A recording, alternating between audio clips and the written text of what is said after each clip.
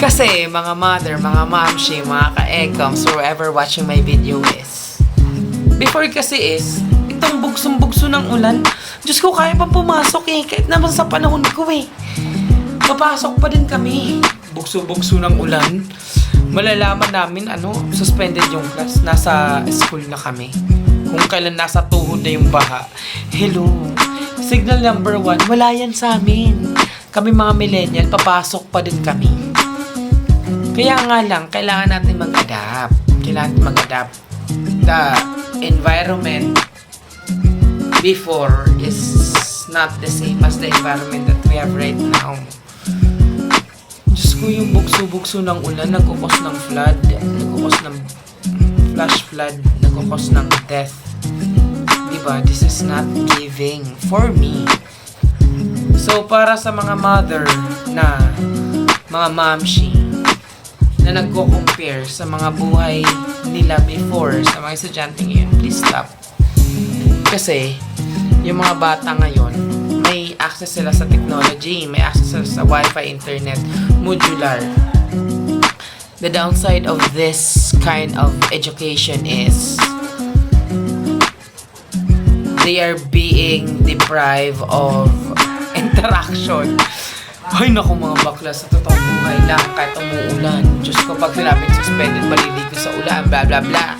Diba? Paktakot ng bag, maliligo sa ulan, walang pakialam, bla bla bla bla bla bla bla bla. Yun yung downside. Hindi lang may enjoy. Kami, try namin disco solo. Tayo, na-enjoy natin. Yung akin lang is, palawakin natin, intindihin natin yung set of kind of education ng mga estudyante ngayon. Kasi, that's very relevant in terms of the type of technology that we have. So, akin lang mag-peace out. That's just my kasi. Kasi hindi pa rin kasi nawawala yung mga yung mga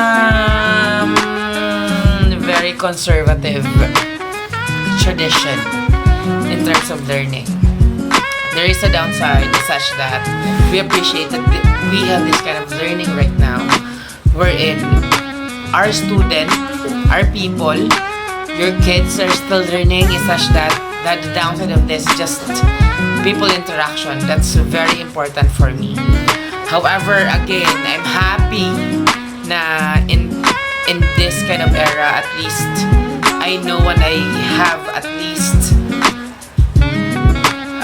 get their thoughts in terms of this kind of situation. Kasi nga walang baon. Totoo naman yun eh. Hello.